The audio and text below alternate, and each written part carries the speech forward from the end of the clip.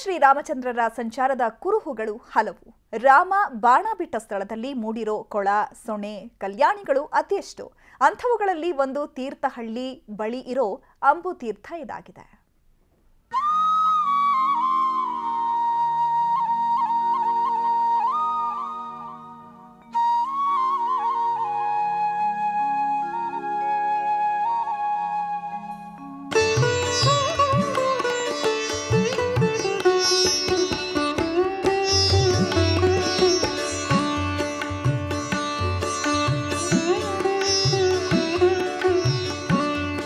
ಇದೇ ನೋಡಿ ಅಂಬು ತೀರ್ಥ. ತೀರ್ಥಹಳ್ಳಿಯಿಂದ ಹೊಸನಗರಕ್ಕೆ ತೆರಳುವ ಮಾರ್ಗದಲ್ಲಿದೆ. ಈ ಅಂಬು ತೀರ್ಥದಲ್ಲೇ ಹುಟ್ಟುತ್ತದೆ ಶರಾವತಿ ನದಿ. ಅಂಬು ತೀರ್ಥದಲ್ಲಿ ಸಣ್ಣಗೆ ಒಸರುವ ನೀರಿನ ಝರಿ ಸಮೀಪದ ಕಲ್ಯಾಣಿಗೆ ಸೇರುತ್ತದೆ. ಅಲ್ಲಿಂದ ಹೊಸನಗರ ಮೂಲಕ ಜೋಗ ತಲುಪುತ್ತದೆ.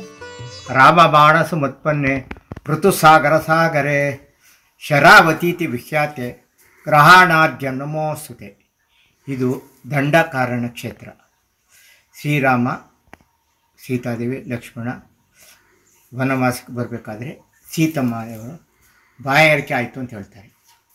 ಹಾಗೆ ರಾಮದೇವರು ಬಾಣ ಬಿಡ್ತಾರೆ. ಇದು ಸಂಸ್ಕೃತದಲ್ಲಿ ಶರ ಅಂದರೆ ಬಾಣ, ಅಂಬು ಅಂದರೆ ಬಾಣ. ನದಿಗೆ ಶರಾವತಿ ಅಂತ, ಊರಿಗೆ ಅಂಬು ತೀರ್ಥ ಅಂತ ಹೆಸರು.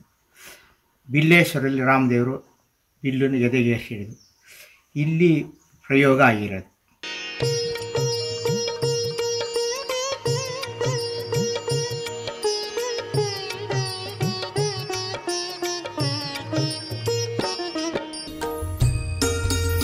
ಶರಾವತಿ ನದಿ ಉಗಮಸ್ಥಾನ ಅಂಬು ತೀರ್ಥಕ್ಕೆ ಐತಿಹಾಸಿಕ ಮಹತ್ವ ಇದೆ. ಸೀತೆಗೆ ಬಾಯಾರಿಕೆಯಾದಾಗ ನೀರು ಬೇಕಾಗಿ ನೆಲಕ್ಕೆ ಬಾಣವನ್ನ ಬಿಟ್ಟಾಗ ತೀರ್ಥೋದ್ಭವ ಆಗಿದೆಯಂತೆ. ಅಂಬು ಎಂದರೆ ಬಾಣ. ಬಾಣ ಬಿಟ್ಟಾಗ ಹುಟ್ಟಿದ ತೀರ್ಥದ ಸ್ಥಳವೇ ಅಂಬು ತೀರ್ಥ ಆಗಿದೆ. ವನವಾಸಕ್ಕೆ ಬರಬೇಕಾದ್ರೆ ಸೀತಮ್ಮನವರು ಬಾಯಾರಿಕೆ ಆಯಿತು ಅಂತ ಹೇಳ್ತಾರೆ. ಹಾಗೆ ರಾಮದೇವರು ಬಾಣ ಬಿಡ್ತಾರೆ. ಇದು ಸಂಸ್ಕೃತದಲ್ಲಿ ಶರ ಅಂದರೆ ಬಾಣ, ಅಂಬು ಅಂದರೆ ಬಾಣ. ನದಿಗೆ ಶರಾವತಿ ಅಂತ, ಊರಿಗೆ ಅಂಬು ತೀರ್ಥ ಅಂತ ಹೆಸರು. ತಾಯಿ ಹೇಳಿರ್ತಾರಲ್ಲ, ಅದಕ್ಕೋಸ್ಕರ ಅವರು ಎಲ್ಲ ಸಂಚಾರ ಮಾಡ್ತಾ ಬಂದಿರೋಂಥ ಕ್ಷೇತ್ರ. ಇದು ದಂಡಾಕಾರಣ ಕ್ಷೇತ್ರ. ಇಲ್ಲೇ ಸ್ವಲ್ಪ ಮುಂದದಾರಲ್ಲಿ ರಾಮದೇವರ ಹೆಜ್ಜೆ ಗುರುತು, ಜಿಂಕೆಯ ಗುರುತು, ರಾಮ ಗೆಲ್ಲು ಹೋಗೋದು ಎಲ್ಲ ಉಂಟು. ಅಂಬು ತೀರ್ಥದಲ್ಲಿ ಶಿವಲಿಂಗವನ್ನ ರಾಮ ಸೀತೆಯರು ಪೂಜಿಸುತ್ತಿದ್ರು ಎನ್ನಲಾಗುತ್ತದೆ. ಅದೇ ಶಿವಲಿಂಗವಿರುವ ದೇವಸ್ಥಾನದಲ್ಲೇ ನಿತ್ಯವೂ ಪೂಜೆಯಾಗತ್ತೆ.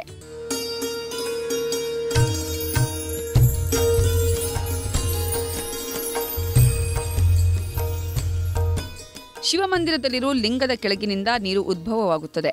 ಪಕ್ಕದಲ್ಲೇ ದುರ್ಗಾ ಪರಮೇಶ್ವರಿ ಮಂದಿರವೂ ಇದೆ. ರಾಮ ಮಂದಿರದ ಬಳಿ ಇರೋ ಕುಂಡದ ನೀರು ಎಂದೂ ಬತ್ತಿಲ್ಲ.